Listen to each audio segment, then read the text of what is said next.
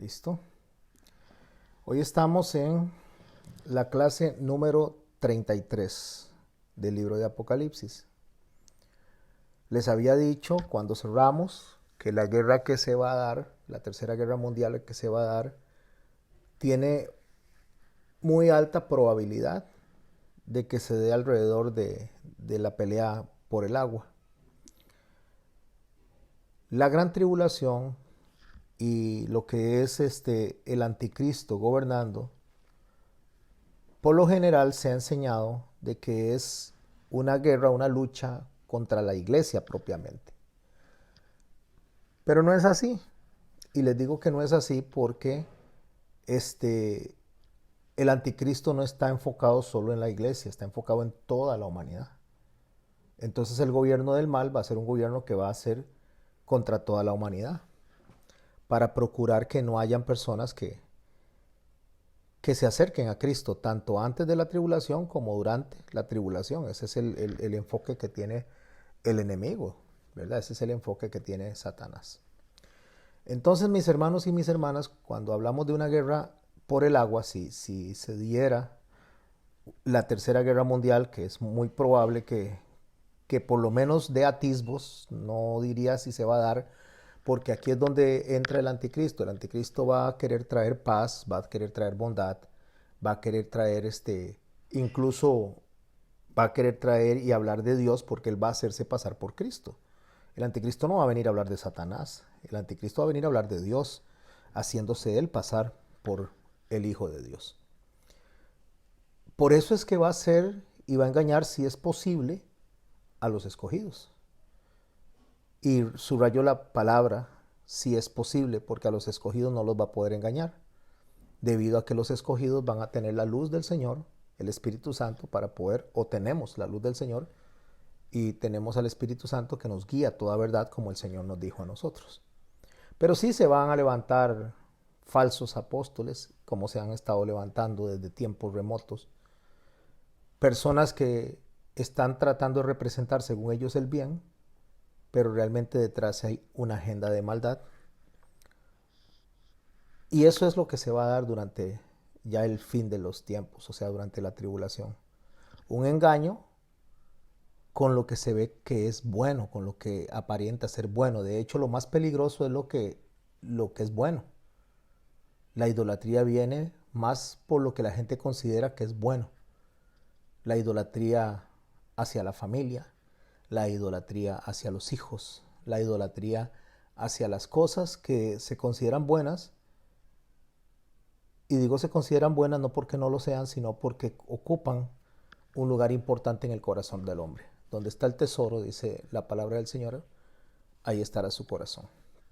Entonces, si el tesoro para una persona es el esposo y la esposa, y el esposo o la esposa no quieren nada con el Señor, a veces tiene la tendencia la persona a irse más a favor de la persona, del esposo o la esposa, que de Dios, con tal de no tener problemas, o los hijos, o viceversa. Y ahí es donde el hombre tiene que enfrentarse realmente, y cuando digo hombre estoy hablando de hombre y mujer, se tiene que enfrentar realmente a tomar decisiones. Decisiones en las cuales se va quedando solito, como dijo un día nuestra hermana Erna, el círculo se va cerrando. Vamos teniendo convivencia con menos personas, porque no agradamos con nuestra manera de pensar, amando a Cristo y en contra de lo que el enemigo propone. Para iniciar el estudio de hoy, que vamos a entrar al capítulo, déjeme ver, 16, ¿sí? El capítulo 16 del libro del Apocalipsis, en su parte 33, voy a iniciar leyendo el verso 13 de 2 de Corintios 11. Porque estos son los falsos apóstoles, obreros fraudulentos, que se disfrazan como apóstoles de Cristo. Préstele atención a esta parte, disfrazan. Esa es una palabra que tienen que guardar en su mente, disfrazan. Y no es maravilla, porque el mismo Satanás se disfraza como ángel de luz. Así como no es extraño si también sus ministros se disfrazan como ministros de justicia, cuyo fin será conforme a sus obras. ¿Por qué quise poner eso? Ahí es donde Pablo está enseñándole a los corintios que hay personas que pueden estar predicando como representantes de Dios, representantes del bien, representantes de Cristo, pero con una agenda totalmente anti Dios y anticristo. Eso es lo que se va a dar en los últimos tiempos. Entonces, cuando yo les menciono a ustedes que una guerra se va a dar, o por lo menos se va a casi dar alrededor del mundo, acerca del agua, se va a dar una guerra por asuntos políticos, no religiosos.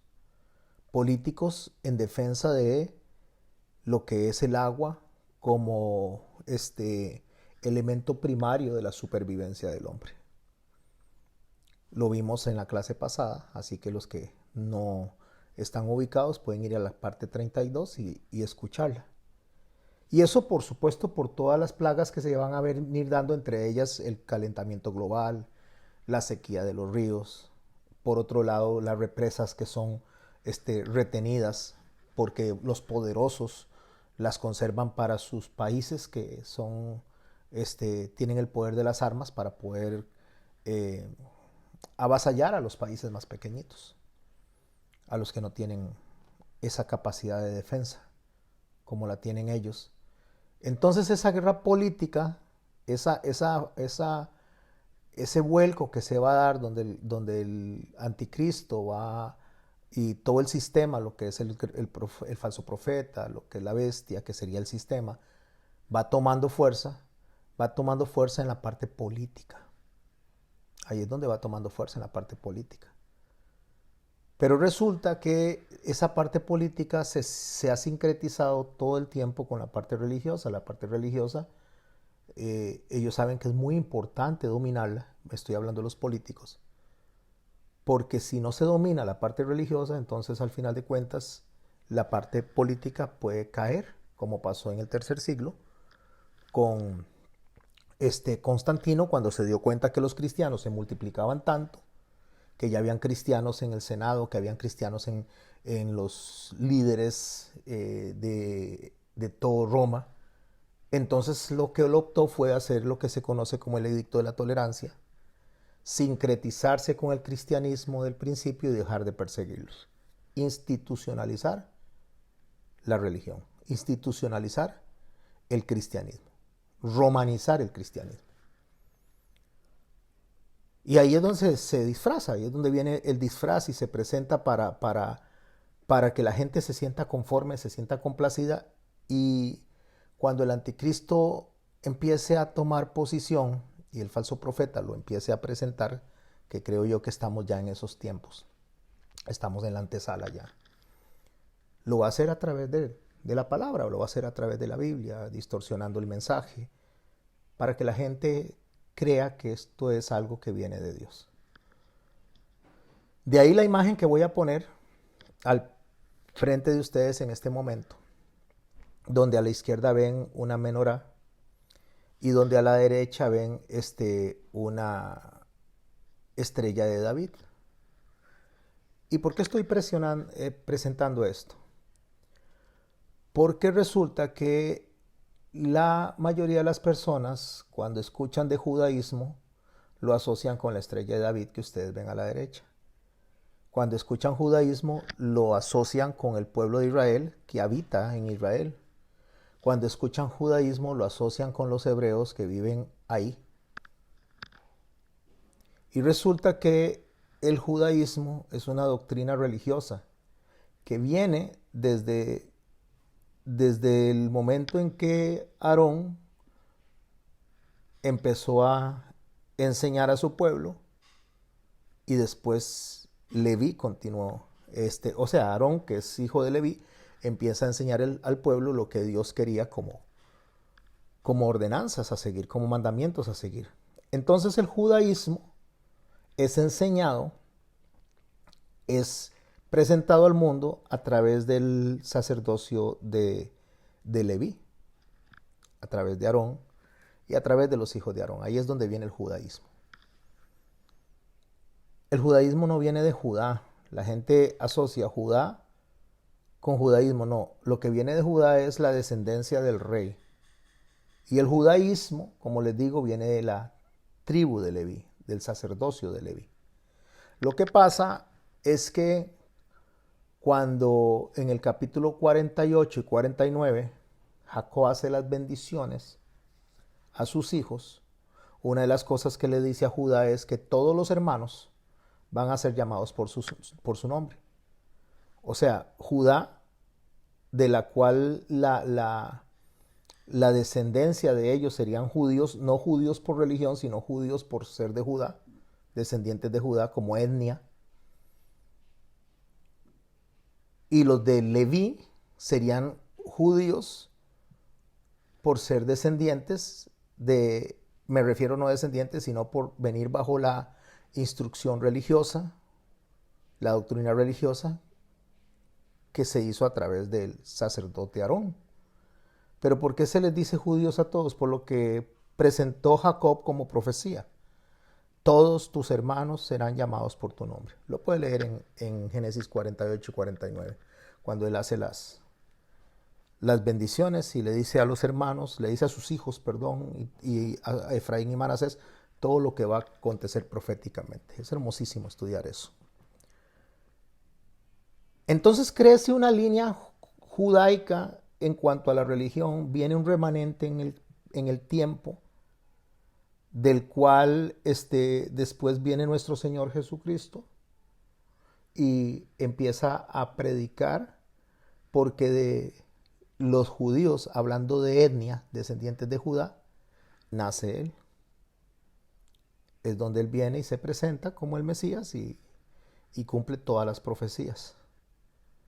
Pero Él viene y enseña lo que es los mandamientos de Moisés, enseña y dice que eso hablaba de Él en cuanto a la parte religiosa, en cuanto a la parte doctrinal, porque esa línea sacerdotal viene de Aarón. De hecho, Juan el Bautista era descendiente de la línea sacerdotal de Aarón a través de Zacarías y de su madre. Por eso es que Juan el Bautista tiene la obligación de bautizar a nuestro Señor Jesucristo, porque Él está trasladando el sacerdocio levítico. Por eso el Señor Jesús, cuando Juan el Bautista le dice que mejor Él sea el que lo bautice a Él, Él le dice, no, que lo haga así, porque así es como debe ser, para cumplir con la justicia, o sea, para cumplir con todo lo que está escrito. Juan el Bautista le traslada, hace el traslado del sacerdocio arónico a nuestro Señor Jesucristo, para que el Señor Jesús empiece a predicar bajo la línea que Él como Dios estableció desde que puso a Leví como sacerdote, y de ahí su descendencia.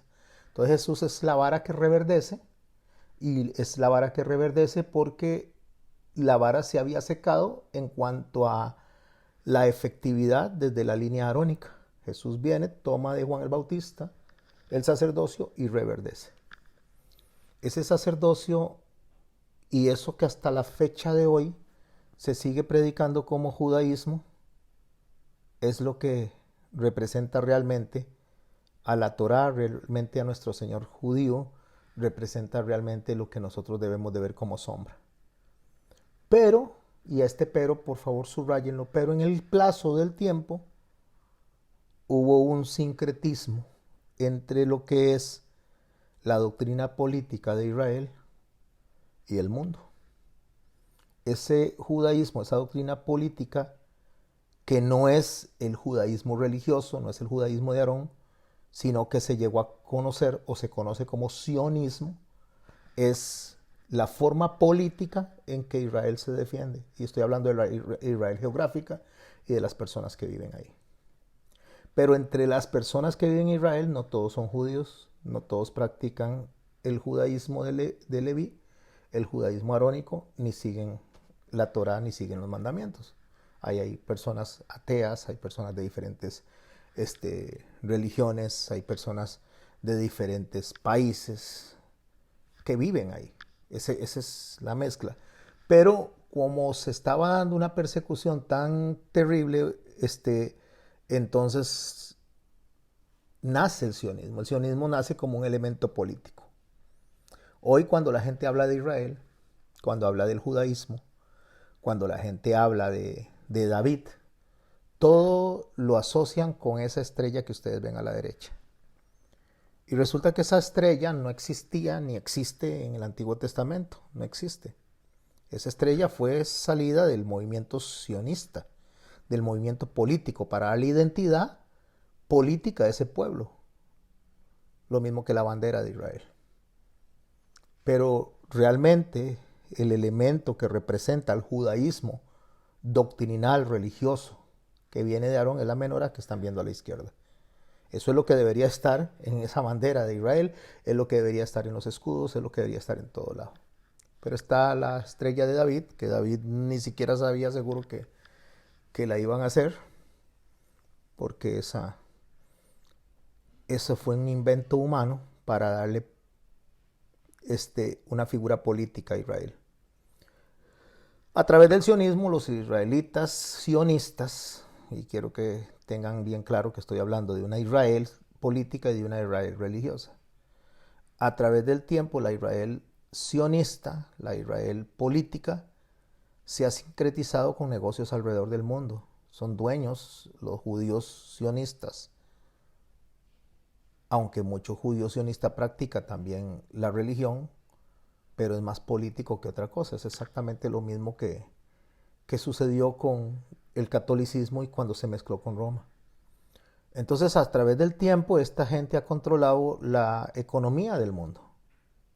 De hecho, los sionistas, estoy hablando sionista y judío para tratar de separar bien y mantener bien eso claro.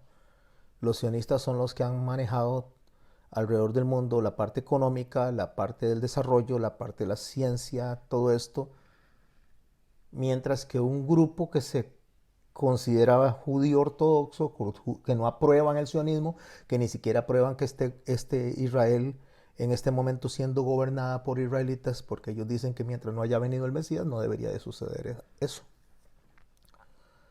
¿Por qué explico esto? Porque vamos a empezar a hablar de la ramera. Y lo iba a explicar después, pero lo explico ahora porque cuando empiece a hablar de la ramera y empiece a mencionar que Israel es la ramera, eso podría crear anticuerpos y empezar a la gente a verme con rechazo y decir, este se volvió loco, está tratando a Israel de ramera, pero yo no la trato de ramera, la trata la misma Biblia de ramera. Pero se está refiriendo a esta Israel política, a esta Israel sionista, a esta Israel que no va de la mano con los mandamientos y preceptos de la Torá, sino que solamente va de la mano con la supervivencia política, pensando que es el hombre el que tiene que defender a Israel. No vamos a meternos a profundizar si tiene o no tiene que defenderse ellos, porque no es nuestro análisis en este momento. Pero realmente no es lo que el Señor le dijo a Israel que hiciera, ¿no? Nunca le dijo a Israel que se defendiera políticamente. El Señor siempre le ha dicho a Israel, me estoy hablando de la Israel religiosa, de la Israel doctrinal, siempre le ha dicho que Él va al frente, que Él es el que la defiende, que Él es el que da la cara. Dicho esto, vamos a empezar a leer el capítulo 16, por donde íbamos a partir del verso 13. Con esto que está en mente. Esto es muy importante tenerlo en mente para cuando vayamos hablando de la ramera. Y usted me va a decir a mí, pero es que la ramera es la Iglesia Católica. Pues sí, es parte de. Es como la conclusión, pero no es el origen. No es ahí donde nace en la Biblia este concepto de la ramera que se vendió a los políticos, que se vendió a las personas y dejó de lado su parte de fe. No nace del catolicismo. El catolicismo es parte de esto, que se fue alrededor del mundo y lo que hizo es vender tanto el judaísmo de Jesús que lo desecharon. Y desecharon al judaísmo de Jesús, desecharon el judaísmo religioso, porque lo confunden con el sionismo y no entienden que las dos cosas son totalmente diferentes. En Apocalipsis capítulo 16, en el verso 13, continuando con lo que veníamos leyendo de la clase pasada, Dice, y vi salir de la boca del dragón y de la boca de la bestia y de la boca del falso profeta 3 espíritus inmundos a manera de ranas. Estamos próximos a que suene la séptima trompeta, que las trompetas son un sonido de juicio, es lo que venimos aprendiendo. Primero los sellos, que son juicios, 6 sellos que fueron abiertos, ya los estudiamos. Estamos en las 7 trompetas, que son juicios también, y estamos por llegar a la séptima, que los hemos estudiado. Y están las copas, que será lo que veremos a partir del capítulo 17, si no me equivoco. No, a partir del capítulo 16, que estamos estudiando, vienen las copas de la ira, que son otros juicios también. Y en esto es donde él empieza a detallar cómo van a ser estos juicios y a raíz de qué vienen estos juicios. Entonces presenta 3 elementos que se unen para pelear contra la humanidad. Y repito, contra la humanidad. Porque la iglesia, mientras no sea arrebatada, es la iglesia que le va a dar luz a la humanidad para decirle a la humanidad que cuando la iglesia sea llevada, este anticristo, este dragón, esta bestia, este falso profeta, todo esto se va a dar. Y como hay personas que no están aceptando el judaísmo de Jesús, me refiero a la parte religiosa, a la parte doctrinal, a la descendencia de la fe a través de Aarón, a través de Leví, en el paso del tiempo hasta nuestro Señor Jesucristo. Y nuestro Señor Jesucristo nos lo presenta a nosotros como Él, como Dios quería que lo recibiéramos, el verdadero espíritu de la profecía, el verdadero espíritu del mensaje. Entonces, esto que estamos viendo a nosotros se transforma en la fase política como el dragón, como la bestia y como el falso profeta. Que los que queden como testigos dentro de los 144,000, que lo hemos estudiado también, que representan 2 grupos de personas, cristianos que se quedaron en el arrebatamiento y judíos que no aceptaban a Jesús porque un velo les tenía puesto el Señor para que después pudieran ser los testigos durante la tribulación. Estos 2 grupos de personas empiezan a predicar en tiempos del dragón, en tiempos de la bestia y en tiempos del falso profeta, que están preparando el campo y el espacio para el anticristo, que el anticristo va a gobernar o va a querer gobernar desde Israel geográfico, desde el Israel político, solo que abrazando la parte religiosa para presentarle al mundo como que él es proveniente de la bondad y que desea bondad. Estos 3 detallados aquí en el capítulo 13, en el verso 13 del capítulo 16, dragón, bestia y falso profeta, el texto dice que son 3 espíritus inmundos a manera de ranas. Así es como lo describe él. Y dice en el verso 14, pues son espíritus de demonios. O sea, estos espíritus que son el dragón, como le mencioné, la bestia y el falso profeta, están guiados por espíritus demoníacos. Y dice que hacen señales y van a los reyes de la tierra en todo el mundo. ¿Por qué van a los reyes de la tierra en todo el mundo? Porque están haciendo política. Porque están yendo hacia los diferentes pueblos para poder unir en batalla a las naciones contra el Dios Todopoderoso. El Dios que es remanente, que está ahí, esos testigos, sí están predicando y sí creen. Entonces dice que estos espíritus de demonios que hacen señales y van a los reyes de la tierra en todo el mundo, lo que están haciendo es alianzas, estrategias políticas, para que en el momento que esas alianzas estén todas bajo un solo gobierno, dice, reunirlos a la batalla de aquel gran día del Dios Todopoderoso. ¿Qué es el gran día del Dios Todopoderoso? Es el día donde ya el Señor va a venir, Él a pelear su batalla directamente contra las huestes del enemigo que están en la tierra. Entonces veamos y prestémosle atención a estas tres formas de voz, a estas tres formas de dirigirse a la humanidad, a la cual le llama espíritus de ranas, el mismo Juan en el Apocalipsis. Recordemos que está saliendo de la boca del dragón, de la boca de la bestia y del falso profeta. ¿Qué es lo que están haciendo? Sacando instrucciones, o sea, están diciéndole a la humanidad cómo tienen que hacer, cómo tienen que actuar y de qué manera pueden ser agradables para cuando el anticristo se siente. Solo que aquí hay una salvedad, ahora está mencionándose al falso profeta, que no se había mencionado antes. ¿Por qué? Porque el falso profeta ya es el predecesor, el que está antes del anticristo. El dragón es Satanás. La bestia es el sistema. Un sistema que controla el mundo. En este caso, es muy obvio que está haciéndose a través de la computación, a través de la inteligencia artificial, a través de la tecnología. Con un chip único que controla o que está vendiéndose desde una empresa que tiene por nombre Nvidia, y es la que controla y desarrolla justamente todo lo que va con la relevancia con el desarrollo de la inteligencia artificial en estos tiempos. Si quieres saber un poquito más de eso, escuche la clase que di en la iglesia la semana, el sábado pasado. Lo subí con el nombre de Las puertas de la ciudad, la puerta de la cárcel.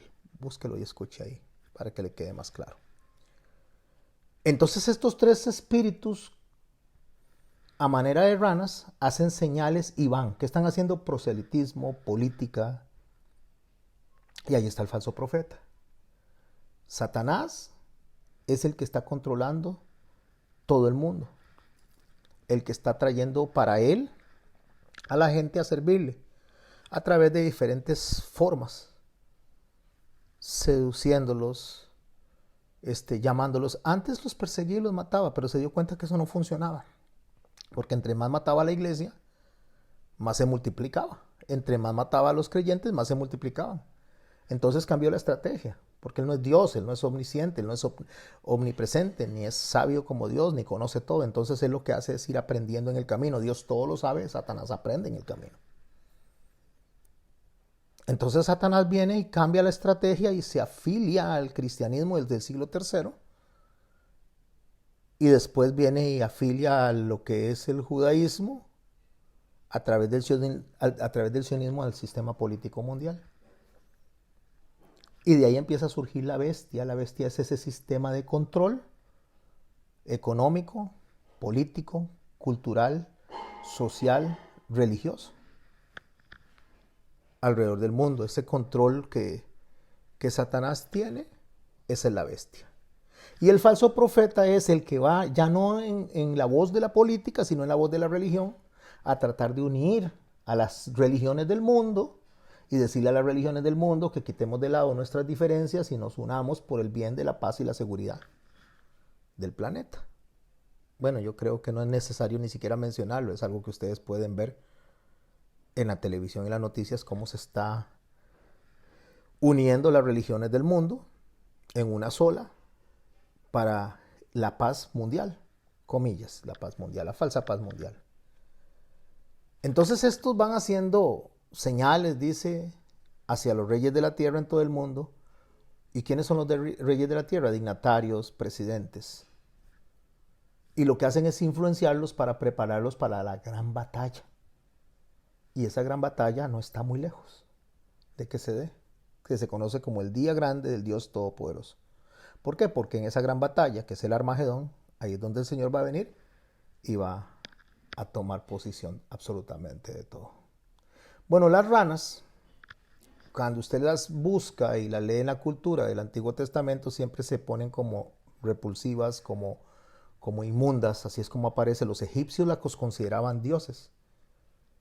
Pero esas ranas son, como lo acabamos de explicar, son tres voces: la voz del dragón como primera voz, la voz de la bestia como segunda voz y la voz del falso profeta. ¿Qué es esto? Son discursos del ente maligno, para reunir en batalla a todos cuando el Señor venga a tomar posición. Eso es lo que Satanás quiere hacer. Satanás sabe que va a vencer. No, él sabe que no va a vencer. Él lo sabe muy bien. Pero él lo que quiere es que no honremos a Dios como Él quiere ser honrado. Entonces Satanás lo que hace es dar mentira con verdad. Da un poco de verdad y le mete la mentira ahí. Como le dijo a Eva, sabe Dios que no morirán, el día que de esto coman seréis como dioses, le dijo. Básicamente no le dijo ninguna mentira, estaba hablando que iban a adquirir conocimiento de lo que era el bien y el mal. Pero porque ellos no sabían lo que era la maldad, ni en la mente ni en la práctica. Dios sabe qué es la maldad, sabe lo que es bueno y lo que es malo. Por eso Él dice, estos serán como nosotros, sabiendo el bien y el mal. Solo que Dios lo sabe en el conocimiento, no lo sabe en la práctica. Porque Dios no tiene pecado, porque nuestro Señor Jesucristo no tiene pecado. Nunca ha pecado ni nunca pecará porque Él es santo. Pero el hombre, una vez que probó del conocimiento del bien y del mal, el hombre sí practica el pecado. Y eso es lo que justamente nos conecta a nosotros a la herencia pecaminosa de Adán. El hombre, según el capítulo 6 de Génesis, el Señor dice que el hombre siempre está en la tendencia a hacer lo malo. Eso es lo que el hombre hace. El hombre, una vez que tuvo la posibilidad de escoger, escogió por lo malo y sigue escogiendo por lo malo. Entonces el discurso de esos tres entes, dragón, bestia y falso profeta, es aprovechar esa tendencia de maldad para dirigirla hacia el anticristo. Y el anticristo, por supuesto, que no se va a presentar como un demonio ni como un... No, él se va a presentar como alguien agradable, como alguien que la gente recibe. Porque este dragón, esta bestia y este falso profeta, lo único que son una imitación, una copia de la Trinidad. La Trinidad es el Padre, es el Hijo y es el Espíritu Santo. Eso es Elohim. Padre, Hijo y Espíritu Santo, ese es Elohim.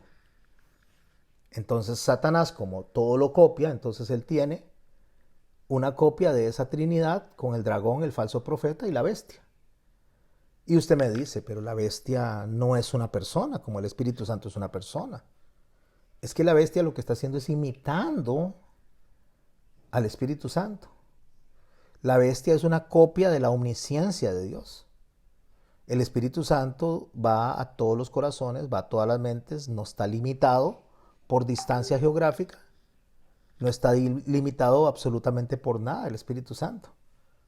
Entonces, la bestia que al día de hoy se ha ido ya reconociendo, se está viendo realmente el poder que tiene, tanto que está en todo lado, en todo el mundo. No porque tenga omnipresencia, sino porque usa el sistema tecnológico y la inteligencia artificial para llegarle a todas las personas. Usted ora y le dice, Señor, Padre bueno, ayúdame, dame pensamientos, dame sabiduría. Y el Espíritu Santo viene y le da esa sabiduría. El Espíritu Santo le da los pensamientos, el Espíritu Santo le instruye, le recuerda lo que el Señor Jesucristo enseñó, guía a la verdad. La bestia, que es un sistema político, religioso, cultural, militar, económico, lo hace a través de la tecnología. Entonces la gente se mete y le pide a la bestia que lo dirija, que se llama hoy día inteligencia artificial. Y alimenta esa inteligencia artificial. Entonces esa bestia es la copia del Espíritu Santo. Nada más que lo tiene que hacer a través de lo que estamos nosotros hoy día acostumbrados a escuchar. En el verso 15 del capítulo 16 de Apocalipsis continúa diciendo, he aquí yo vengo como ladrón. Está hablando nuestro Señor Jesús y fue lo mismo que predicó allá en Mateo capítulo 24 y capítulo 25, que él vendría como ladrón, no es porque sea ladrón, sino diciendo inesperadamente, cuando menos lo espere. Y dice, bienaventurado el que vela y guarda sus ropas, vela y guarda. No olvidemos que estamos cerca del toque de la séptima trompeta y estamos recibiendo las instrucciones de nuestro Señor para poder esperar de manera apropiada todos los aconteceres proféticos. Velar y guardar sus ropas. Aquí hay algo muy importante. Velar y guardar sus ropas. Eso es lo que Él nos está indicando. ¿Y por qué tengo que velar? Velar es estar atentos y guardar es poner en práctica. Velar es estar atento y guardar es poner en práctica. Poner en práctica, ¿qué? Las ropas. ¿Cuáles ropas? Poner en práctica lo que Dios nos ha dado. Con un propósito, con una motivación, dice en el verso 15, en la segunda parte, para que no ande desnudo y vean su vergüenza, y los reunió en el lugar que en hebreo se llama Armagedón. Ok, entonces el Señor dice que viene una batalla donde los reyes del mundo, donde la gente política, la gente militar, la gente, los presidentes, los líderes, se van a unir para ir a hacer una batalla, para ir a hacer una guerra. Y en esa guerra hay un grupo de personas que saben lo que está pasando, un grupo de personas que se da cuenta de todo, y entonces este grupo de personas está enseñando, está mostrando lo que está pasando, pero resulta que si las personas no saben enseñar, si las personas no saben instruir, entonces pasan por vergüenza. ¿Y por qué pasan por vergüenza? Pasan por vergüenza porque están enseñando algo incorrecto que no tiene ningún resultado ni no tiene ningún asidero bíblico. Eso es estar desnudos, es estar expuestos. Y eso produce vergüenza. Entonces viene y cuando se hace esa reunión de todas las personas alrededor del mundo para pelear la batalla del Armagedón, ese grupo de personas, y no lo estoy diciendo solo durante la tribulación, ni lo estoy diciendo solo durante el tiempo de la batalla, sino desde antes. Porque desde antes esa conducta se ha visto cuando un grupo de vírgenes se quedan por no estar preparadas, por ser insensatas, y un grupo se va. Y así se ha venido dando en la historia de la humanidad. Un grupo de personas, 8 subieron al arca y otros cientos de miles o miles se ahogaron porque no entendieron, dice nuestro Señor Jesús, hasta que vino el diluvio y se los llevó a todos. Un grupo de personas no entendieron en Sodoma y Gomorra y murieron, y un grupo de personas salió. Y así se viene dando la historia, y se viene dando la historia cuando nuestro Señor Jesucristo advirtió a los cristianos de que iba a venir un sitio por parte de Roma y que los iba a rodear. Un grupo de personas escaparon. Fueron los cristianos que entendieron la profecía de nuestro Señor Jesucristo, y se quedaron los judíos que no entendían porque no aceptan a nuestro Señor Jesucristo. Así que todo radica en saber, entender, discernir, o no saber, no entender y no discernir. Todo radica en eso. Mi pueblo, dice el Señor, pereció por falta de conocimiento. Por no entender, porque se dejó de lado realmente la preparación, la formación. Se dejó de lado todo lo que el Señor nos dio para poder estar preparados por los afanes del mundo, porque darle bien a la gente. Porque al final de cuentas la idolatría se da por lo más cercano. Y no hay nadie más cercano que uno mismo. Entonces, cuando uno mismo quiere complacerse sus propios deseos y no poner de frente y en importancia lo que Dios quiere, entonces terminamos sucumbiendo a todo lo que el enemigo presenta. Entonces, cuando dice que no los agarre desnudos para que no vean su vergüenza, cuando esto se esté dando, lo que está mencionando es una advertencia que le dio a la iglesia de la Odisea en Apocalipsis capítulo 3. La Odisea significa derechos. Laos es pueblo y diques es derecho. Laos, diques, o sea, la Odisea, los derechos del pueblo.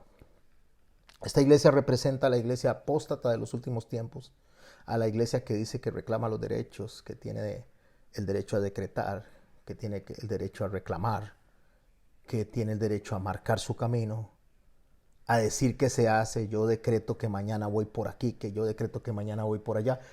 Y Santiago dice que las personas que actúan así no actúan consecuentes con lo que Dios es, porque Santiago dice que las personas que actúan así dicen mañana haremos, iremos, y tienen que pensar y tienen que decir si Dios quiere.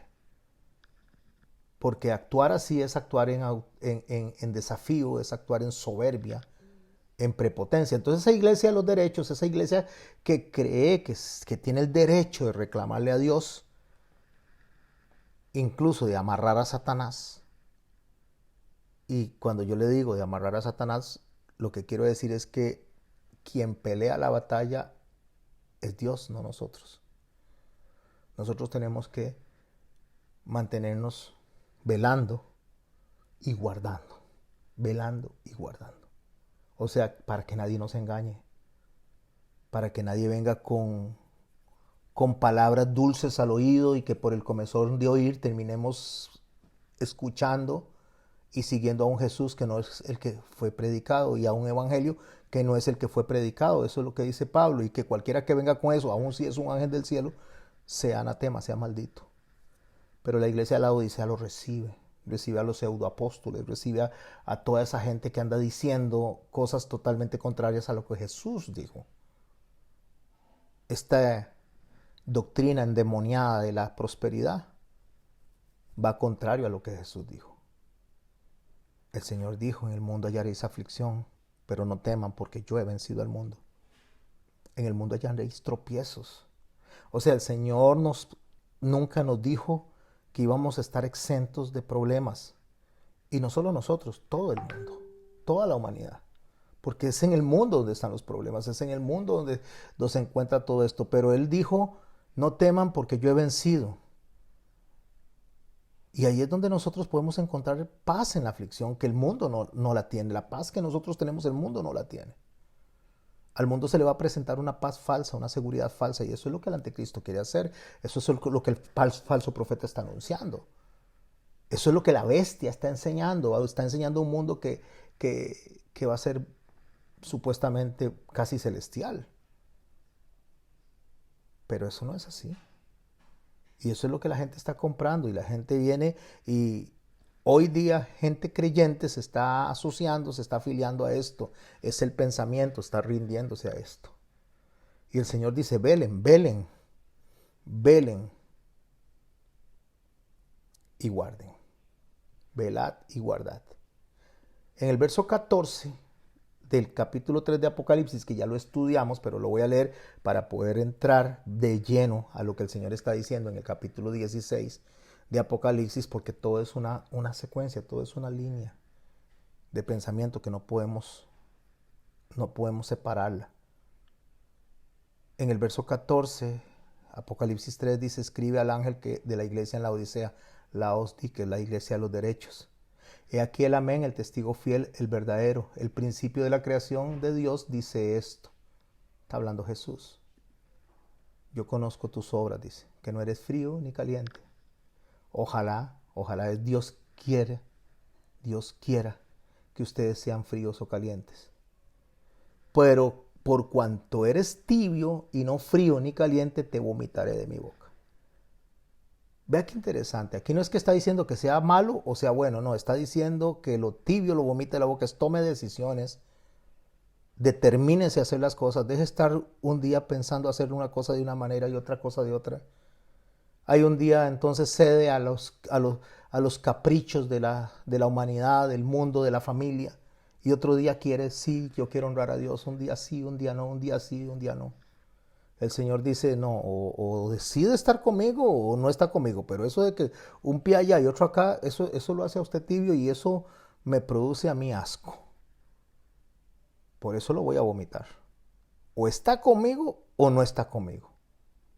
O celebra lo que yo le doy o celebra lo que el mundo le da. O sigue lo que el Satanás le ofrece o sigue lo que yo le estoy ofreciendo. Pero allá o acá. Pero en los dos lugares no. Que fuera que los discípulos estuvieran siguiendo a nuestro Señor Jesucristo, un día estuvieran reunidos con Él allá durante el Sermón del Monte, y al otro día estuvieran con Caifás y con Anás allá en el templo. ¿Qué sería eso? O sea, o allá o acá, pero en los dos lados no. O se quedan con Anás y se quedan con Caifás, o están conmigo. El Señor es claro, es determinante. El Señor no quiere medias tintas, el Señor no quiere dos juegos. El Señor quiere una decisión de vida.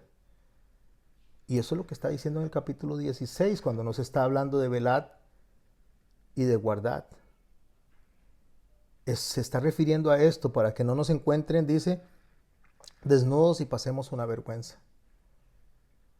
Porque tú dices, verso 17, Apocalipsis 3, yo soy rico y me he enriquecido y de ninguna cosa tengo necesidad. O sea, no soy tan poderoso, soy tan lleno de Dios que no necesito ni de Dios. Eso es lo que la iglesia de la prosperidad está haciendo hoy en día. Diciendo que representan a Dios, pero realmente a Dios lo único que lo tienen es como un símbolo ahí, como los símbolos sionistas. Solamente para poder caminar en una agenda tal vez no política, aunque la prosperidad se mezcla con política también. Me refiero a los que adoctrinan en la prosperidad, porque usted ve a los políticos ahí andando con estas personas y poniendo manos y orando por ellos, los de la prosperidad orando por estos políticos, porque ese es el sincretismo. Se ve tan claro, es tan fácil de verlo. Yo no sé por qué la gente se deja engañar, si es tan fácil de verlo. Es simplemente un adoctrinamiento político. Y de ninguna cosa tengo necesidad y no sabes que tú eres un desventurado, miserable, pobre, ciego y desnudo, que es lo que está diciendo en el Apocalipsis capítulo 16. Cuando vayamos, vamos a ver más claro después de ver estos versos. Por tanto, dice, yo te aconsejo que de mí tomes oro refinado en fuego para que seas rico. Tomes oro refinado. ¿Qué es oro refinado? Necesito saber qué es oro refinado para saber qué es lo que me está diciendo que haga. Me dice primero que me determine, que tome una determinación, o allá o aquí, o conmigo o sin mí, pero no ande un día allá y un día aquí. Así no me gusta, así los vomito. Entonces, para que eso no les pase, para que no pasen por una vergüenza, tomen oro refinado, para que sean ricos, y vestiduras. ¿Qué es oro refinado? En el capítulo 3 de 1 de Corintios dice, en el verso 11, porque nadie puede poner otro fundamento que el que está puesto, el cual es Jesucristo. O sea, o enseñamos a Jesucristo, o enseñamos una agenda mezclada con la política, con la economía, con todo lo que Satanás está presentándose a la iglesia para llevársela, para apartarla de la oración de Dios. No los puede mandar al infierno, pero los voy a alejar de la adoración de Dios, para que se queden conmigo. Por lo menos esos 7 años de tribulación es lo que Satanás puede estar pensando. Y ahí sí los voy a poner a lloro y el crujir de dientes. Ahí sí me voy a desquitar de todos estos. Verso 12, 1 Corintios 3, y si sobre este fundamento alguno edificare oro, ahí está el oro, plata, piedras preciosas, madera, heno, hojarasca. La obra de cada uno se hará manifiesta porque el día la declarará. ¿Cuál es el día? El día del Señor. El día de la ira del Señor. El gran día del Señor. Ahí la obra va a ser manifiesta. Pues por el fuego será revelada. Y la obra de cada uno, cual sea, el fuego la probará. Entonces, ¿qué es oro refinado? Bueno, si usted no está conmigo, está con un pie allá y con otro pie acá, pues los voy a pasar por el fuego. Para sacar la hojarasca, el heno, lo que a mí no me gusta y que quede solo el oro y la plata, lo que a mí sí me gusta, que es lo que está dentro de ustedes, que yo puse a través del Espíritu Santo, pero ustedes no han querido desarrollarlo, no lo han querido hacer crecer. Ustedes quieren estar con un pie aquí y otro pie allá. Entonces yo voy a tomar posición y los voy a pasar por el crisol y va a salir lo que es oro, va a salir lo que es plata, va a salir lo que es preciosas y lo demás se va a quemar. Eso es lo que va a pasar durante la tribulación muchas personas. Por tanto, capítulo 3, verso 18 de Apocalipsis. Por tanto, te aconsejo que de mí compres oro refinado para que seas rico y vestiduras blancas para vestirte. Que no se descubra la vergüenza de tu desnudez, unge tus ojos con colirio para que veas bien. ¿Qué es tomar vestiduras blancas para vestirme? Pablo lo dice a los Efesios. Pablo le dice a los Efesios en el verso 22 del capítulo 4. En cuanto a la pasada manera de vivir, despojados del viejo hombre que está viciado conforme a los deseos engañosos. O sea, dejen lo que ustedes eran, déjenlo ya de lado, aparte. Si ustedes crecieron en ese ambiente, aléjense de ese ambiente. Si ustedes crecieron bajo esas ideas, aléjense de esas ideas. Si ustedes crecieron con esos pensamientos, aléjense de esos pensamientos. Esa es la pasada manera de vivir. Renovaos en el espíritu de vuestra mente, o sea, pongan lo que es de Dios y quiten lo que no es de Dios.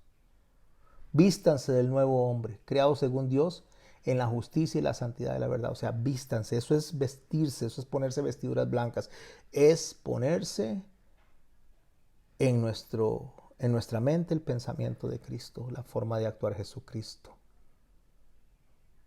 ¿Y por qué está llamándole la atención a la Odisea? ¿Para mandarla al infierno? ¿Para que se vaya al fuego eterno? No, señores, no es para eso. Dice en el verso 19 de Apocalipsis 3, yo reprendo y castigo a todos los que amo. Sea pues celoso y arrepiéntase. Volviendo a Apocalipsis 16, cada vez nuestro entendimiento va creciendo, se va haciendo más amplio, se va volviendo más rico cuando leemos la palabra de Dios. Se vuelve algo como una fruta deliciosa, como miel del panal, dice a los labios. El poder escuchar y entender la palabra de Dios nos hace sentir en paz, nos confronta, nos hace llorar, nos hace ver que estamos actuando mal, nos hace arrepentirnos, pero después viene ese gozo hermosísimo de que el Señor nos reviste con su ser, nos reviste con su espíritu, nos reviste con su pensamiento. Y sigue diciendo el verso 17 del capítulo 16 de Apocalipsis, que es el que estamos estudiando hoy. El séptimo ángel derramó su copa por el aire. El séptimo ángel derramó la copa, la última copa. Y salió una gran voz del templo, del cielo, del trono, diciendo, hecho está.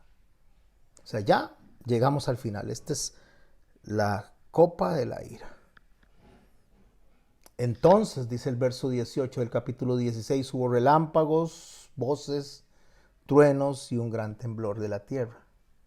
Un terremoto tan grande cual no hubo jamás desde que los hombres han estado sobre la tierra. O sea, esto es algo que se va a identificar, esto es algo que nadie lo va a pasar por alto. Va a ser un terremoto tan enorme que yo diría, sin estar ahí, porque no quiero caer en la especulación, pero sí diría que es un terremoto que va a ser prácticamente de consecuencias mundiales.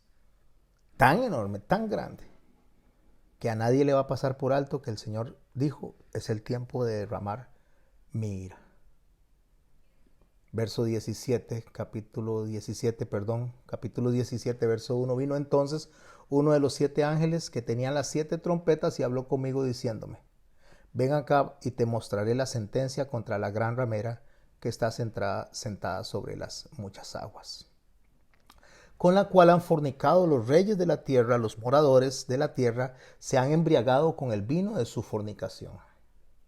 Fornicación, ya dijimos que es porneia, son relaciones incestuosas o relaciones entre personas no casadas, o una persona casada con una persona que no es su esposo.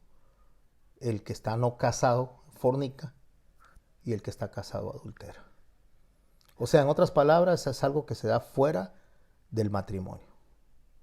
Pero nos está hablando de nuestra relación con Dios, nuestra relación con Jesucristo. Entonces, ¿cómo hacemos nosotros para poder entender quién es esa que está fornicando con los moradores, con los reyes, o sea, con los presidentes, con los ministros, con los dirigentes de la tierra y con los que viven en la tierra, o sea, tanto con los reyes como los moradores? ¿Quién es esa?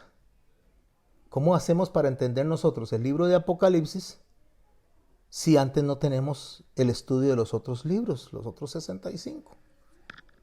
Si no entendemos la ley, Génesis, que nos habla de la caída del hombre, Éxodo, que nos habla de Dios acercándose al hombre a través de la representación, la figura que hace en el pueblo de Israel, Levítico, enseñándole al hombre cómo acercarse a él, Números y Deuteronomio, lo que es la ley, Mateo, Marcos, Lucas, Juan, que son los evangelios, o sea, cómo Dios vino a vivir en la tierra directamente con nosotros para darnos un ejemplo de lo que tenemos que hacer. El libro de los Hechos, que es el inicio de la historia de la iglesia. Después José, Jueces, Ruth, Primera, Segunda de Samuel, Primera, Segunda de Reyes, Primera, Segunda de Crónicas, Esdras, Nehemías y Esther, que son para nosotros, mis hermanos y mis hermanas, pero para cerrar, silenciarlos. Hay alguien ahí que tiene un microfonito abierto, ya lo cerré. Y como les digo, mis hermanos y mis hermanas, está los libros históricos, que son los que acabo de mencionar, o las cartas de los apóstoles, cartas pastorales, todas estas cartas, también los profetas menores, los profetas mayores. ¿Cómo vamos a entender el Apocalipsis si no vamos a eso? Entonces, ¿cómo yo voy a saber cuál es la ramera si no voy a estudiar toda esa historia, toda esa ley, toda esa historia de ese pueblo? ¿Cómo voy a saberlo? Entonces viene y lo primero que hago es decir, la Iglesia Católica, la ramera. Ajá, sí. ¿Será cierto? ¿Será que la Biblia respalda lo que estoy diciendo? Sí, claro, pastor, porque la iglesia es la que se sienta sobre las colinas, la iglesia católica es la que tiene el cáliz, la que tiene púrpura y escarlata. Ah, sí, eso es cierto. Pero esa es la conclusión, eso es lo que ya vemos nosotros. Pero ¿dónde comenzó este problema? Yo necesito saber dónde comenzó el problema, eso es lo que yo necesito. Primero debo de preguntarme, ¿qué es una ramera? Porque yo tengo que saber qué es una ramera. Según Proverbios capítulo 6, el verso 23, dice así: porque el mandamiento es lámpara y la enseñanza es luz, y camino de vida las represiones que te instruyen, para que te guarden de la mala mujer, de la blandura de la lengua de la mujer extraña. No codicies su hermosura ni en tu corazón, ni ella te prenda con sus ojos, porque a causa de la mujer ramera el hombre es reducido a un bocado de pan, y la mujer caza la preciosa alma del hombre. ¿Qué es la ramera desde el punto bíblico? Sí, la ramera es una mujer que vende su cuerpo, que por dinero se sostiene, que atrae con su físico, que atrae con su forma de hablar, seduce. Pero el centro de todo en cuanto a esa ramera es lo que ella obtiene a la hora de venderse. Porque a causa de la mujer ramera, el hombre es reducido a un bocado de pan. O sea, una vez que el hombre es seducido, es reducido, se mete con la ramera, con la prostituta, no es nada. Pero cuando hablo del hombre, estoy hablando del hombre y la mujer, porque en este caso estamos hablando de la ramera, que convence a alejarnos de los pensamientos, de los mandamientos, de las figuras que Dios dio. Entonces el hombre, sea hombre, mujer, niño, niña, joven, es reducido a nada. Y la mujer caza la preciosa alma del varón. Eso es lo que hace la ramera, cazar el alma del varón.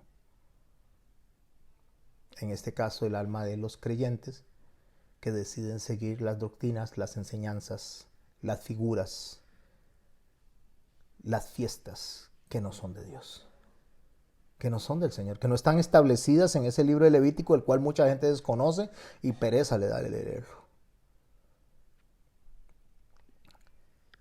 Verso 3, Apocalipsis 17.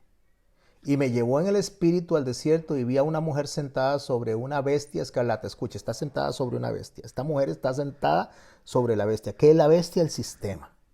¿Qué es la bestia? El sistema de control que tiene una omnisciencia falsificada, copiada, un alcance que no tiene ningún ser humano, pero lo tiene a través de esto, y el enemigo lo puso al servicio del anticristo para que cuando venga el anticristo tenga control mundial. Entonces esta mujer está sentada sobre ese sistema. Esta mujer puede usar el sistema en su favor. Esa es la ramera. Y esa ramera, dice, está llena de nombres falsos y de blasfemia. Y tenía 7 cabezas y 10 cuernos. Está hablando de donde se sentaba en esos tiempos lo que era el Imperio Romano. Está hablando de Roma, sentada sobre un sistema. ¿Quién entonces es esa ramera? ¿Quién es esa mujer que habla tanto el Apocalipsis que va a tener hijas, por cierto? Jeremías en el capítulo 13, verso 25-26 dice así: esta es tu suerte, la porción que yo he medido para ti, dice Jehová. O sea, esto es lo que le voy a hacer. ¿Por qué? Porque te olvidaste de mí y confiaste en la mentira. O sea, se alejó de lo que yo les di como enseñanza y se fue a lo que le mintieron, se fue a lo que le dijeron que iba a estar bien, que con eso no iba a ser perseguida, que con eso no iba a ser asesinada. Entonces cambió lo que yo le di, incluso la seguridad que tenía en mí, la cambió por lo que los hombres le ofrecieron, por lo que la humanidad le ofreció. Yo pues destruiré también tus faldas. Destruiré tus faldas. Yo para explicar esto de las faldas necesito entender qué significan las faldas. Dice el libro de Isaías en el capítulo 6 que estaba el Señor sentado en un trono y sus faldas, dice las faldas de sus trajes, o sea, cubrían toda la tierra. Eso se llama autoridad. Cubrían en autoridad toda la tierra. Entonces, cuando él le dice a la ramera que descubriré tus faldas, le está diciendo, le voy a quitar la autoridad que tiene, que Dios le había permitido, por cierto, delante de tu rostro, y se manifestará tu ignominia, tu vergüenza. Te voy a avergonzar. Te voy a demostrar, le voy a demostrar al mundo, le voy a demostrar a sus príncipes, a esos reyes, que no tienes ningún poder. Tus adulterios, tus relinchos, la maldad de tu fornicación sobre los collados del campo y tus abominaciones. ¿A quién le está diciendo esto? Ay de ti, Jerusalén. A Jerusalén. A esa le está llamando la que está cubriendo con autoridad la falda. Le voy a quitar la autoridad que tiene. Le voy a quitar todo lo que le di. Le voy a quitar el soporte que le he dado. Se lo voy a quitar y va a pasar una vergüenza. Está hablando de Jerusalén. Jerusalén, por supuesto, en los tiempos antiguos, y tiene alcance hasta hoy. Y pregunta, ¿no serás al fin limpia? O sea, en otras palabras, te voy a hacer pasar por el crisol, como lo va a hacer con la iglesia en el Apocalipsis, pero voy a sacar lo mejor. Y pregunta, ¿cuánto tardarás tú en purificarte? Eso Dios lo sabe, pero es una pregunta retórica. Es como para decir, ¿qué tiempo me va a tomar purificarte? Bueno, el tiempo desde el momento en que Dios estableció la iglesia a través de nuestro Señor Jesucristo, con esos 12 apóstoles, la iglesia tuvo su inicio en el libro de los Hechos, a través del derramamiento del Espíritu Santo, y todavía está en un proceso de purificación, de santificación, de limpieza.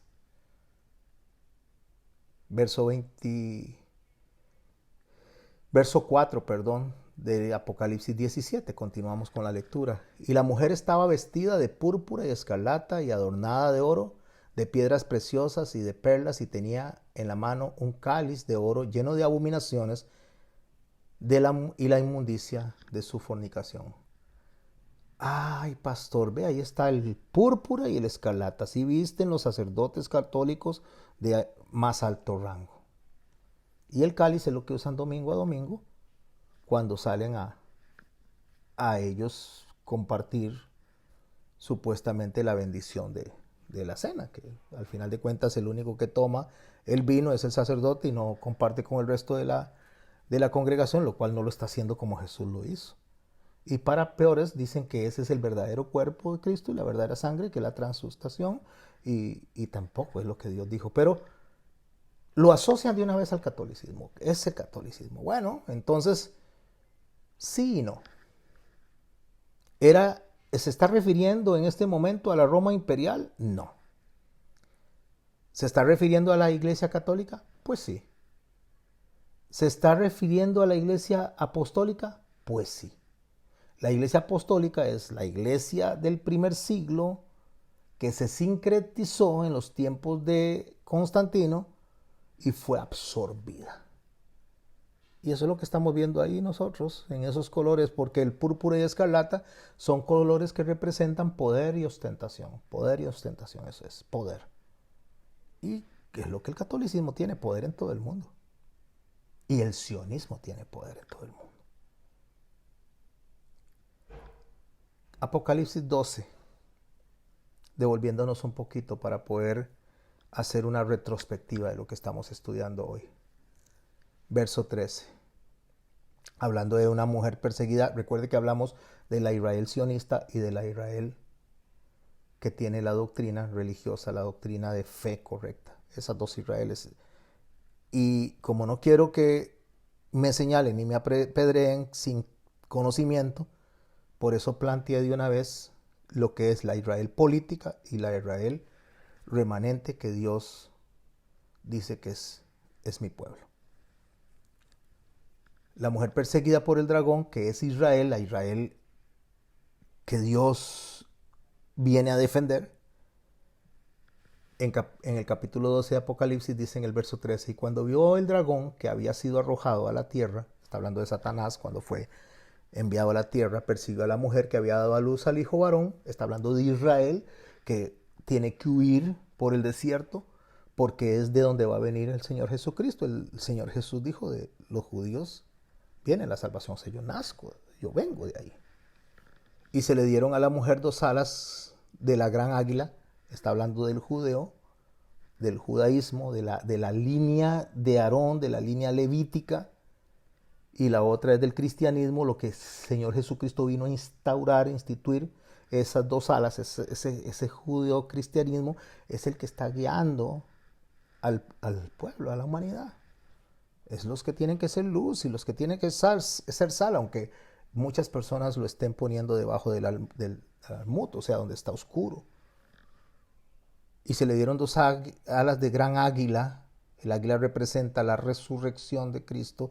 Se le dio poder, o sea, se le dio alas del Espíritu Santo, para que volase delante de la serpiente del desierto, para que vaya predicando. La serpiente sigue, trata de eliminarlo, que es Satanás, pero no lo logra eliminar porque el poder de Dios acompaña a su iglesia, donde es sustentada por un tiempo y tiempos y la mitad de un tiempo. 3 años y medio nos está arrojando, nos está dirigiendo a la última profecía del Apocalipsis, porque estas personas, este judío cristianismo, estos dos testigos, están en la figura representados en los 144,000 que están predicando, enseñando, tratando de ayudarle a las demás personas a salir del error.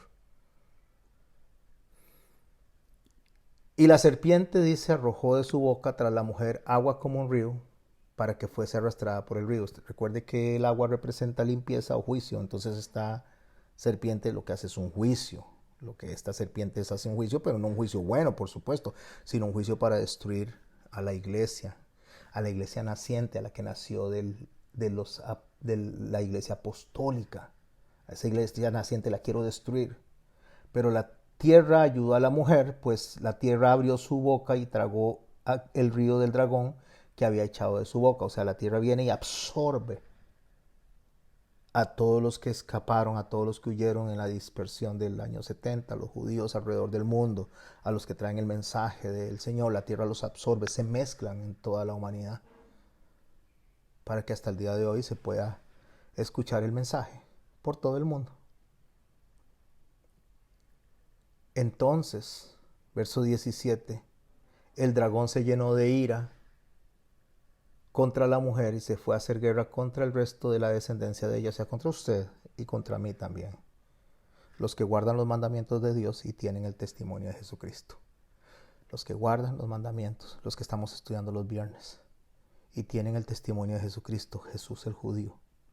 Nos acusan de judaizantes, nos acusan de retrógradas, nos acusan de aburridos, nos acusan de lo que nos acusen. A todas las personas que prediquemos la palabra de Dios tal y cual está puesta, nos van a acusar, nos van a señalar, porque no somos de agrado. Volvemos a Apocalipsis 17, para que podamos ver la contrapropuesta, la antagonista, o sea, la mujer falsa, aunque el origen de las dos es el mismo. En Apocalipsis 17, en el verso 5, vamos a ver la contraria, la Israel contraria, aquella que persigue en el desierto, aquella que quieren eliminar porque guarda los mandamientos de Dios. Esa es una Israel. Es la que presenté al principio con la figura de la menorá. Pero ahora les voy a presentar la otra Israel. Y en su frente un nombre escrito, un misterio: Babilonia la grande, la madre, subraya esto de la madre, la mamá, de las rameras y de todas las abominaciones de la tierra. Pastor, pero esos son los católicos, eso está refiriéndose a ellos. Recuerde, mis hermanos, que usted puede estar viendo a Sebastián III, Sebastián IV, Sebastián V, pero hay un Sebastián I. O puede estar diciendo que la abuela se llamaba Mayela, la bisabuela se llamaba Mayela y la nieta se llama Mayela, pero ¿quién empezó con el nombre? O sea, ¿quién empezó con ese título? Así que nosotros tenemos que ir al origen, porque una cosa es el origen y la otra cosa es la expectativa y la otra la realidad. Vamos al origen y a ver la procedencia de donde viene esta que se va a convertir en la ramera grandota, en la gran ramera, de donde nacen las chiquitas. Y si usa lo que le acabo de decir, separa el sionismo del judaísmo, si separa la política de lo que es realmente el mensaje de Dios a través de personas que aunque no reconocen a Jesucristo, pero quieren adorar a Dios, agradar a Dios, separa estos dos grupos de personas. Isaías lo escribe de esta manera, capítulo 5. Ahora cantaré por mi amado el cantar de mi amado y su viña. Tenía mi amado una viña en una ladera fértil. Está hablando de Israel. Y el amado es Dios. El amado es Jesús. La había cercado y despedregado. A ver, déjeme poner aquí uno. La había cercado y despedregado y plantado de vides escogidas. Había edificado en medio de ella una torre y echó también en ella un lagar. O sea, la puso, la fortificó, que fue lo que hizo a través de David, a través de Salomón. Y esperaba, por supuesto, que diera uvas y dio uvas silvestres. O sea, lo que Dios esperaba es que Israel hiciera un trabajo que no hizo, una misión que no hizo. Por eso que el origen, como lo dice el Señor de Abraham, es de allá de los caldeos, de los paganos. Lo traje, lo enseñé, lo levanté. Hice que saliera una nación como Israel y esperaba que diera buenos frutos y no los dio. Ahora pues, vecinos de Jerusalén y varones de Judá, a eso les está hablando. Juzgad ahora entre mí y mi viña. Dice Dios, bueno, ahora vamos a ver. Ustedes que viven ahí tienen que hacer un juicio entre lo que son ustedes y lo que soy yo. ¿Qué más podía hacer con mi viña que no haya hecho en ella? ¿Cómo esperando yo que diese uvas, ha dado uvas silvestres? O sea, en vez de dar uvas dulces, dio uvas ácidas. En lugar de dar un buen mensaje, dio un mal mensaje. Os mostraré pues ahora lo que haré yo a mi viña. Ahora les voy a decir lo que voy a hacer con ustedes. Está hablando a Israel, a Judá y a Israel. Le quitaré el vallado, o sea, le voy a quitar la protección y será consumida. Aportillaré su cerca y será hollada. O sea, no los voy a dejar escapar, voy a quitarle la protección y no los voy a dejar que puedan escapar. Haré que quede desierta, no será podada ni cavada y crecerán el cardo y los espinos y aún las nubes mandaré que no derramen lluvia sobre ella. ¿Qué es lo que nosotros vemos en Apocalipsis entonces, mis hermanos y mis hermanas? ¿Qué es lo que nosotros estamos viendo en el libro del Apocalipsis cuando hablamos de la ramera? Estamos viendo una conclusión. Estamos viendo algo que inició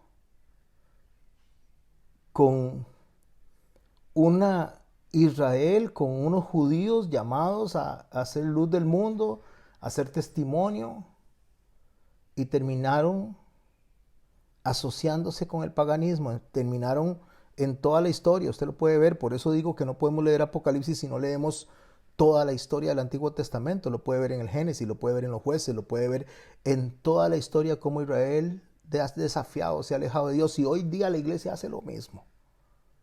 Pero la iglesia no nace sola, la iglesia nace de un judío y ese judío viene justamente respaldado por toda una historia para enseñarnos a nosotros que el Dios vino a nacer entre ese pueblo para decirnos lo que no le gusta de ese pueblo y a enseñarnos cómo hacerlo correctamente.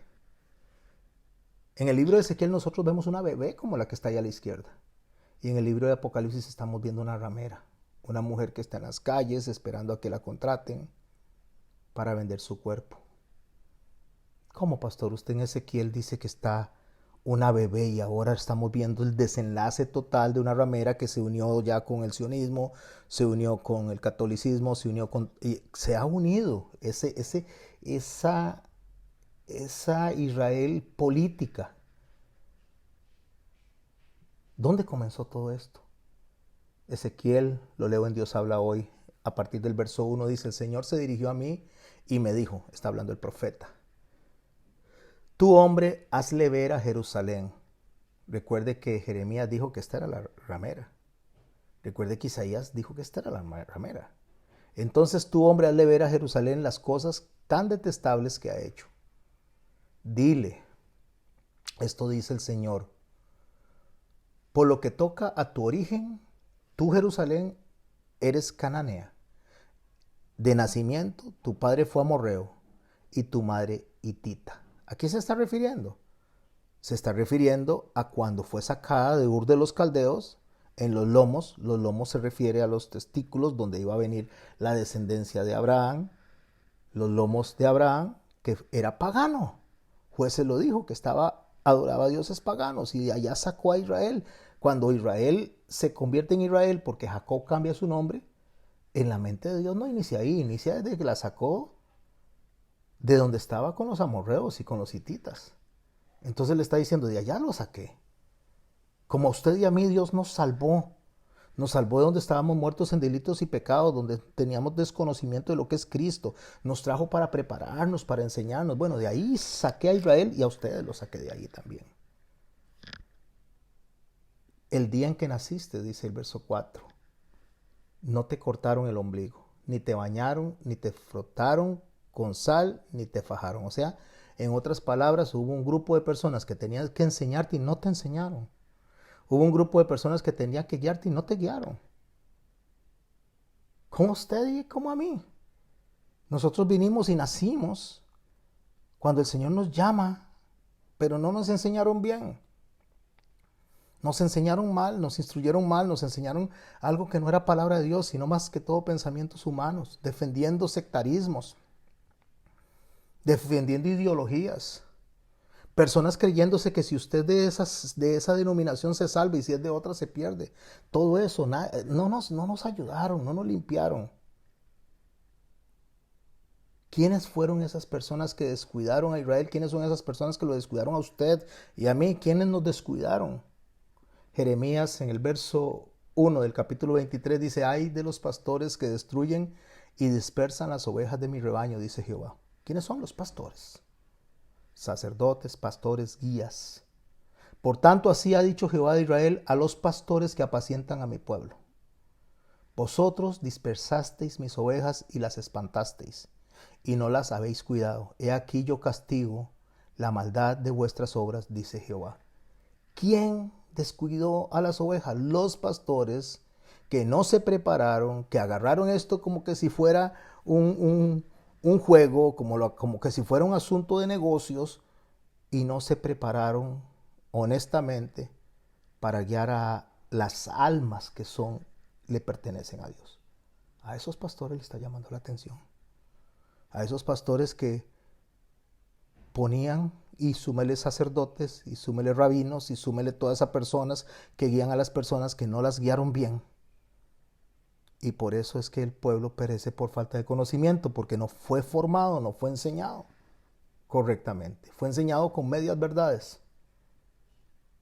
Juan en el verso 1 dice, primera de Juan capítulo 2, verso 1 dice, déjeme corregir esto, primera de Juan capítulo 2, verso 1 dice, de cierto os digo, el que no entra por la puerta en el redil de las ovejas, sino que sube por otra parte, ese es ladrón y salteador. O sea, el que no usa el mensaje de Cristo, el que no usa la palabra de Dios como Él la escribió, el que usa otro tipo de argumentos, usa la filosofía, la psicología, panfletos, Hoy en día la gente hasta anda, comparte y comparte videos de salidos quién sabe de dónde. Cada tontería dicen, de verdad es que a mí me da vergüenza ajena. Pero no usan la Biblia, lo único que usan son pensamientos humanos, especulación, emoción, lo primero que sale. Por eso el Apocalipsis no se ha entendido, por eso el Apocalipsis la gente se asusta, porque no se presenta lo que el Señor está presentando dentro de ese libro, sino que se presenta lo que el hombre le da la gana presentar. Ese es un ladrón y ese es un salteador, dice. Ladrón y salteador. Ladrón es el que se roba las cosas sin violencia, y el salteador, el que asalta, es el que comete violencia. En Ezequiel 34, antes de que sigamos leyendo el capítulo 16, en el verso 2 dice: Hijo de hombre, profetiza contra los pastores de Israel, profetiza y di a los pastores, así ha dicho Jehová el Señor, ay de los pastores de Israel que se apacientan a sí mismos. ¿Dónde está el problema? En los líderes religiosos, en los pastores, en los que se mezclan y se sincretizan con la política, en los que se mezclan y se sincretizan con el dinero, con la prosperidad, los que se mezclan y se sincretizan con algo que les dé a ellos relevancia, aplauso, halago, y no por presentar a nuestro Señor Jesucristo tal y cual le fue. Pero ¿dónde inicia todo esto? Continuemos. En Ezequiel capítulo 16, verso 5, estamos hablando de Jerusalén, estamos hablando de cómo el padre amorreo fue sacado de donde adoraba ídolos y nadie lo limpió, nadie limpió a Israel, nadie le enseñó correctamente. El verso 5 dice: nadie tuvo compasión de ti, ni se preocupó por hacerte esas cosas. El día en que naciste te dejaron tirada en el campo porque sentían asco de ti. Tirada en el campo porque sentían asco de ti. Imagínense. Y dice el Señor: yo pasé junto a ti y al verte pataleando en tu sangre, o sea, se estaba muriendo. Es una bebé recién nacida que tiene la placenta pegada, que la tiraron en medio desierto, desnuda, ensangrentada, y lo único que está haciendo es dando pataleos. Pataleos porque se está muriendo. Y él la está viendo y dice: está muriendo. Se está muriendo la que yo llamé, la que yo escogí, la que yo amo. Se está muriendo. Como hoy en día la iglesia se está muriendo. Se está muriendo por la que di mi vida, por la que di mi sangre, se está muriendo. Yo pasé junto a ti al verte pataleando y en tu sangre decidí que debías vivir. Te voy a hacer vivir. Te hice crecer como una planta del campo, te desarrollaste, llegaste a ser grande y te hiciste mujer. Ya no era una bebé, ya no era una niña, ya se hizo una mujer. Tus pechos se hicieron firmes, porque entonces se desarrolló. El vello te brotó. Está hablando de sus partes, de sus genitales, cómo se desarrolla y se hace una señorita. Pero estabas completamente desnuda. Aquí está hablando de la mujer, de la primera Israel, de la Israel que mencionamos nosotros, que la representa el tabernáculo, que la representa la menorá. Esa es la primera Israel que está hablando. Volví a pasar junto a ti, dice el verso 8 de Ezequiel 16, y te miré y estabas en edad de amor, o sea, lista para procrear, para casarse. Estabas en edad del amor. Ya se había desarrollado, ya estaba en edad de producir hijos. Extendí mi mano sobre ti, dice, cubrí tu cuerpo desnudo y me comprometí contigo. Ok, vamos a tener hijos. Vamos a hacer una alianza, vamos a tener familia. Hice una alianza contigo y fuiste mía. Yo, el Señor, lo afirmo. ¿Cuándo hizo eso? En el Sinaí. Cuando le dijo: estos son los mandamientos, estas son las instrucciones, estas son las fiestas que tiene que guardar, estas son las figuras que tiene que seguir. Hicimos una alianza. Te bañé, dice. Te limpié de la sangre, te perfumé. Te puse un vestido de bellos colores y sandalias de cuero fino. Te di un cinturón de lino y vestido de finos tejidos. Te adorné con joyas. Te puse brazaletes en los brazos y un collar en el cuello. Te puse un anillo en la nariz, aretes en las orejas y una hermosa corona en la cabeza. Está hablando del tabernáculo, está hablando de la forma en que Levítico desarrolla cómo el hombre tiene que acercarse a Dios. Quedaste cubierta de oro y de plata. Tus vestidos eran de lino, de finos tejidos y de telas de bellos colores. Te alimentabas con el mejor pan y con miel y aceite de oliva. Llegaste a ser muy hermosa. Te convertiste en una reina. Ya llega los tiempos de Salomón, donde todo mundo sabía de Israel y del rey de Israel, ese hombre sabio. Te hiciste famosa entre las naciones por tu belleza que era perfecta, por el encanto con que te adorné. Yo, el Señor, lo afirmo. En esos tiempos del rey Salomón. Pero confiaste en tu belleza y te aprovechaste de tu fama para convertirte en una prostituta. ¿De quién está hablando? De Israel. Ahora está hablando de la Israel de Jeroboam, la que se fue a los lugares altos, la que empezó a poner ídolos, a poner becerros, a adorar a ídolos que no son del Señor.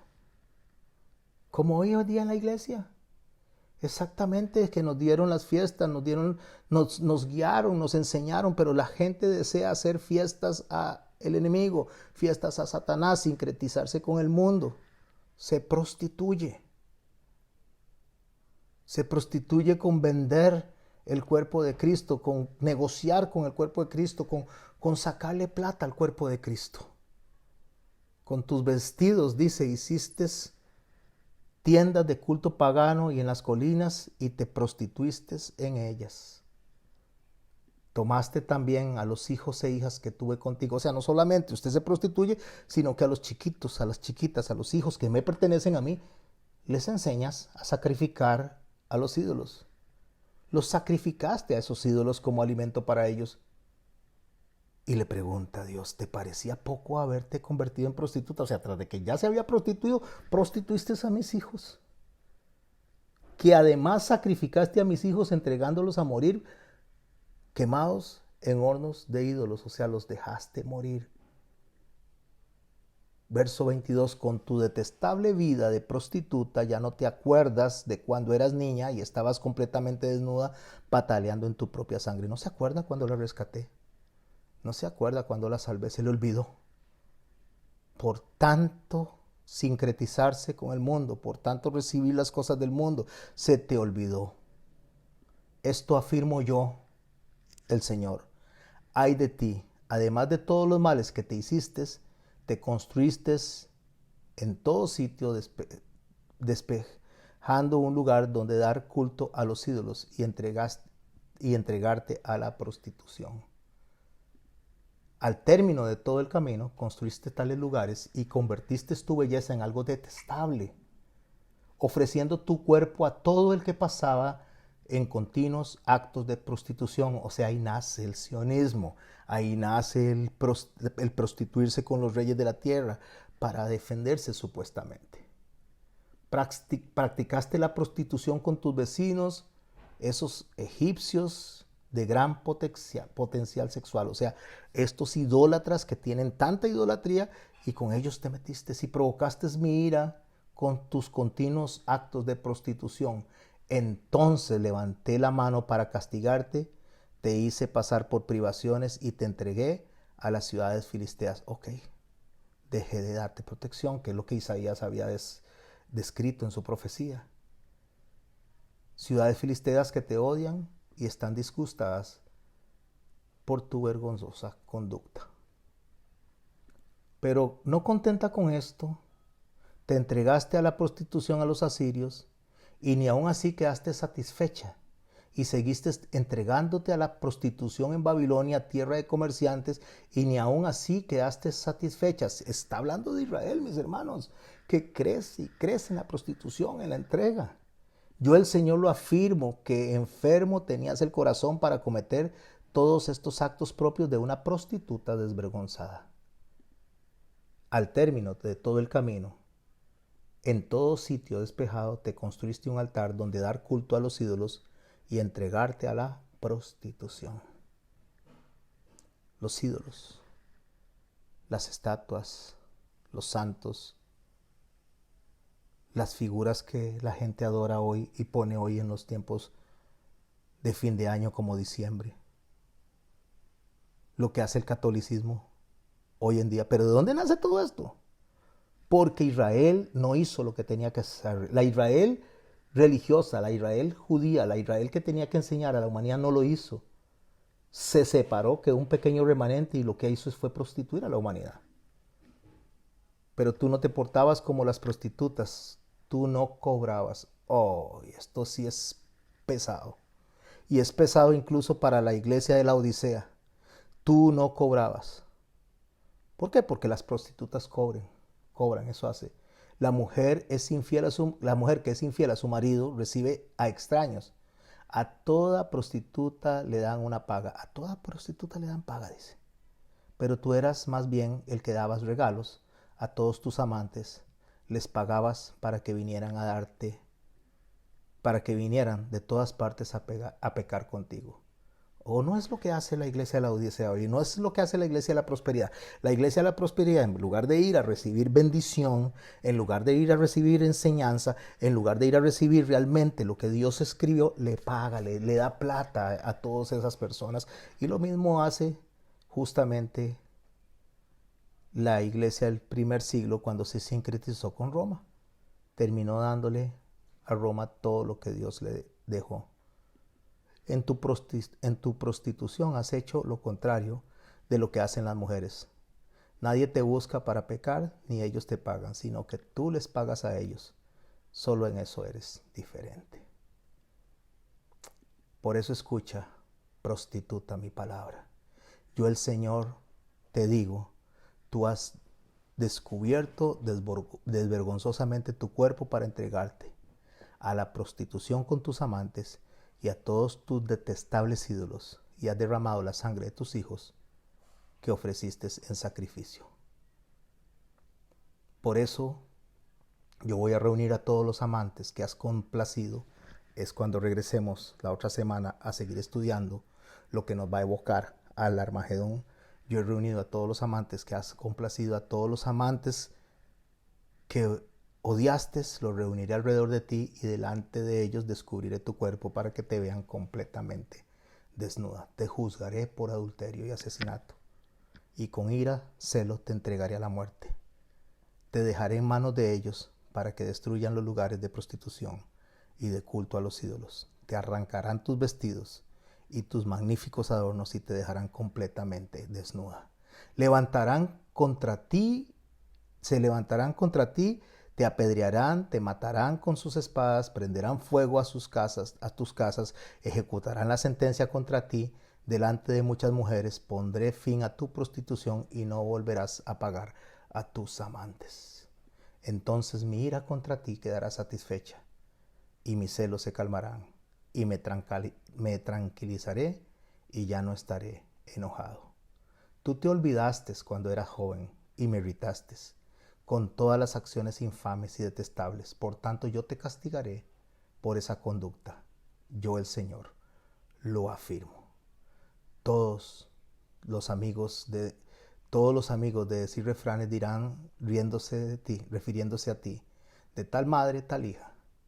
Tal madre está hablando de la ramera, y después vienen las hijas. Y las hijas, mis hermanos y mis hermanas, son el catolicismo, los reformistas, son los protestantes y son los evangélicos. Nacen de esa línea, porque en lugar de acercarse a Dios, continúan alejándose de lo que Dios estableció, enseñando a un Jesús que no es el que Él dejó, enseñando un evangelio que Él no es el que Él dejó. Tú eres hija de una madre que odiaba a su marido y a sus hijos.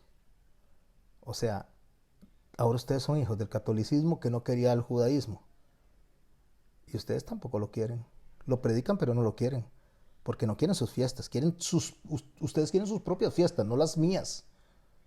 Tú eres hija de una madre que odiaba a su marido y a sus hijos. Y también tus hermanas odiaban a sus maridos y a sus hijos. La madre de todas ustedes era hija de su padre.